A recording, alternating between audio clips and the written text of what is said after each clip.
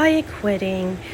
I've been in my current job with this employer for 4 months, and unfortunately, I had to put my 2 weeks in. It was not a good fit. I was more stressed and anxiety ridden than I've ever been in my life before. And I hate the term quiet quitting. I just want to dissect it and determine what it means to me and why I'm leaving. This is bittersweet. I'm saying goodbye to my employer. So as a remote worker, it's time to pack my equipment up, which is very important to do it timely. As soon as you get, my employer sent me a FedEx shipping code to do it as soon as possible. So one, they can get their equipment back for the new employee for their inventory, and two, it doesn't affect my last paycheck from them.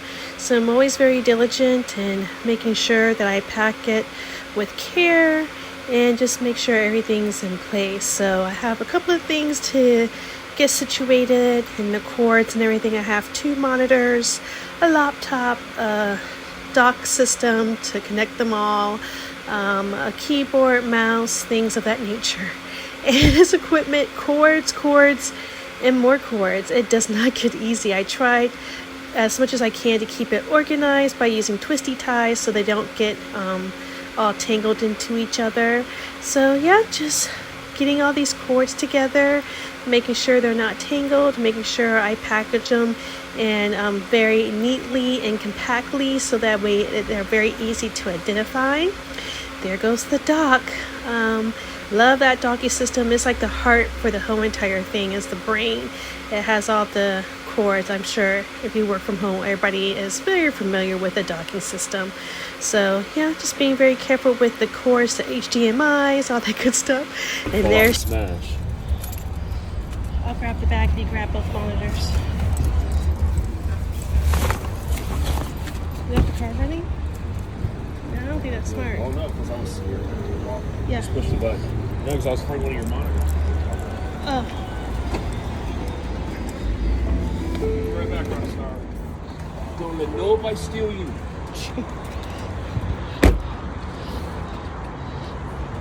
The cool thing about working remotely is they send you a shipping label through FedEx to send the equipment right back. So here she goes. Bye bye. Hey guys, I wanted to come on and just talk about the concept of quiet quitting and why I hate that term and what happened to me in my recent position. I have a small little fan, so hopefully it's not making too much noise. So I entered into an arena of my dream job. I wanted to be an adjuster for so long, got the licensing. It just took me forever to get my foot in the door. And this company gave me a chance, very little experience. So I'm very appreciative of that. During my 4 months here, doing that position, I learned a lot, crash course. Definitely learned the term and lived fake it until you make it. But I was overwhelmed, I was stressed, my work-life balance was totally skewed, and I quickly identified that I needed to take a step back and reassess what I wanted to do. Because I'm going into the other second half of my livelihood. I'm in my late 40s, and I'm just trying to figure out what I'm going to do for the remaining of my career to save money for retirement, because pension is not a thing anymore. 401k is a joke. I don't want to be working until I'm 75 years old, so I'm trying to develop a plan that I'm not stressed out and totally running my body down. Unfortunately, I had like a medical emergency where my body just basically caught up with me, and I'm not blaming this condition on stress, but it didn't help. Because I was working at home, I pushed my body to get back to work really, really fast. I returned within 5 days, and I was in a lot of pain, and I had to sit back, and I'm like, you know what, Amasa, this condition, I had an affected appendix. If I didn't treat it, I could have died, and if I did, they would have replaced me. That's the harsh truth. So I had to sit back. It kind of made me rethink my goals and what I wanted to achieve. And I don't want to be stressed and on edge and anxiety ridden all the time. So it wasn't quiet quitting. The reason why I hate the term is, how is it quiet quitting if you're doing your job description and you're exhausted mentally and physically and not able to like do 150%, that 50% more with no compensation. So you're doing the job that you're being paid for. So it's not quiet quitting, it's just doing your job. And the expectation of you proving yourself or girl bossing it and just doing well over beyond what you're getting paid for is stealing. You're stealing my work for free. Like the same goes for someone that takes an extra long work break but doesn't record it as such. They take an hour lunch break but only record they took a half hour. They're stealing your time. You're doing the same thing with your employees. You're stealing their work for free. The same applies. Just because you're a big corporation doesn't mean you can't exploit your workers. We obviously know that is not true. That happens every day. So no, I wasn't quiet quitting, but I had to take a step back because of my mental health and my physical health. I saw that the more I tried, I got more clients. I got more work piled on me with the same compensation. And even though I've been working since I've been 14, I know this. I've always been hustling and trying to get up the corporate ladder. And I'm tired of climbing, period. I want to be happy, I want to be stress-free, and I want to enjoy the rest of my remaining life without all the shit I had to deal with in my 20s and 30s. I'm done. I paid my dues. I did what I was supposed to do. I want to enjoy my life, and I want to save for my elderly years. So I wasn't quite quitting. I just did what I was supposed to do.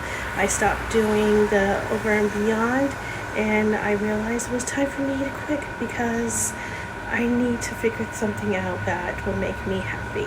It's so important. I want to be happy in my work life because you spend most of your time there.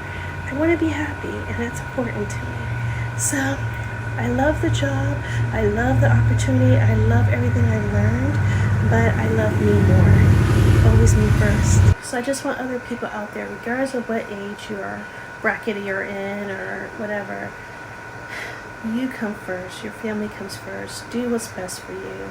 This term is just a trend.